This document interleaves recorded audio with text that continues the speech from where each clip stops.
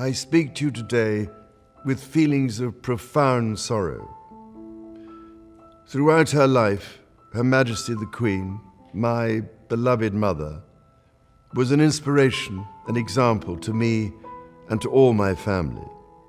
And we owe her the most heartfelt debt any family could owe to their mother, for her love, affection, guidance, understanding, and example. Queen Elizabeth was a life well lived, a promise with destiny kept, and she is mourned most deeply in her passing. That promise of lifelong service I renew to you all today. Alongside the personal grief that all my family are feeling, we also share with so many of you in the United Kingdom, in all the countries where the Queen was head of state, in the Commonwealth and across the world, a deep sense of gratitude for the more than 70 years in which my mother, as Queen, served the people of so many nations. In 1947, on her 21st birthday, she pledged in a broadcast from Cape Town to the Commonwealth to devote her life, whether it be short or long, to the service of her peoples. That was more than a promise. It was a profound personal commitment which defined her whole life. She made sacrifices for duty. Her dedication and devotion as sovereign never wavered, through times of change and progress, through times of joy and celebration, and through times of sadness and loss. In her life of service, we saw that abiding love of tradition, together with that fearless embrace of progress, which makes us great as nations. The affection, admiration, and respect she inspired became the hallmark of her reign. And as every member of my family can testify, she combined these qualities with warmth, humor, and an unerring ability always to see the best in people. I pay tribute to my mother's memory, and I honor her life of service.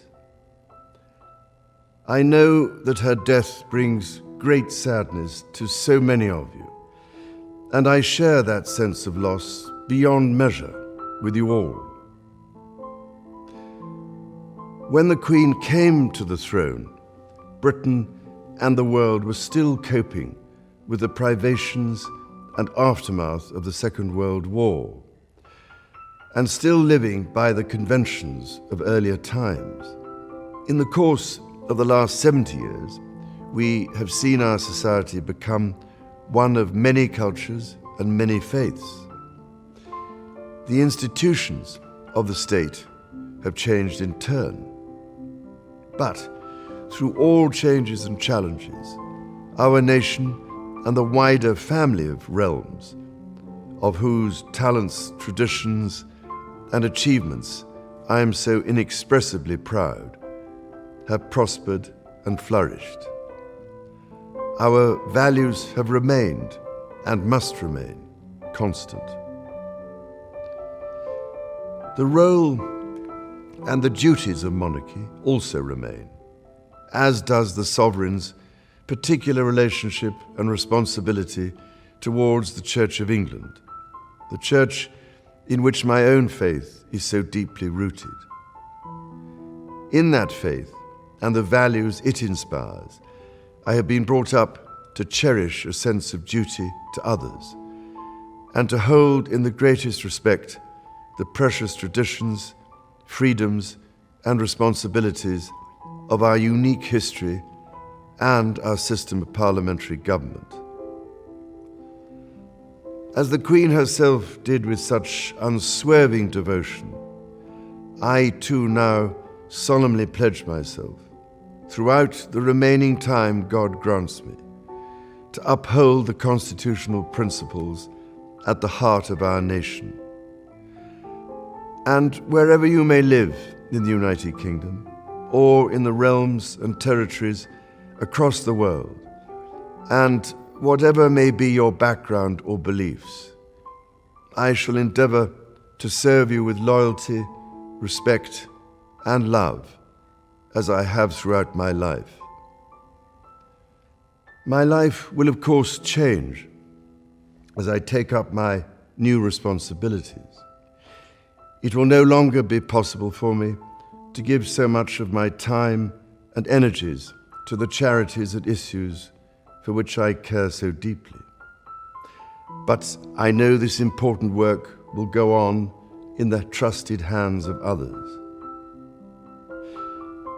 This is also a time of change for my family. I count on the loving help of my darling wife, Camilla. In recognition of her own loyal public service since our marriage 17 years ago, she becomes my Queen Consort.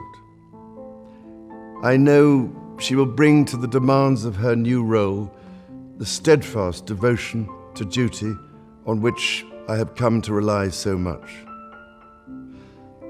As my heir, William now assumes the Scottish titles which have meant so much to me.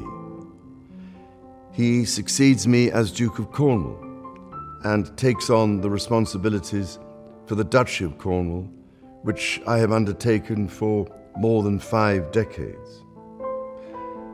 Today, I am proud to create him Prince of Wales, Tywysog Cymru, the country whose title I have been so greatly privileged to bear during so much of my life and duty. With Catherine beside him, our new Prince and Princess of Wales will, I know, continue to inspire and lead our national conversations, helping to bring the marginal to the centre ground, where vital help can be given. I want also to express my love for Harry and Meghan as they continue to build their lives overseas.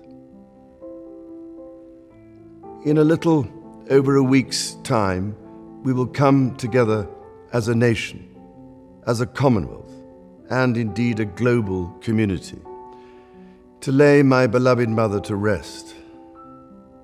In our sorrow, let us remember and draw strength from the light of her example. On behalf of all my family, I can only offer the most sincere and heartfelt thanks for your condolences and support.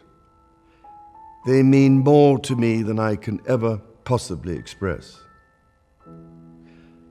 And to my darling Mama, as you begin your last great journey to join my dear late Papa, I want simply to say this: thank you.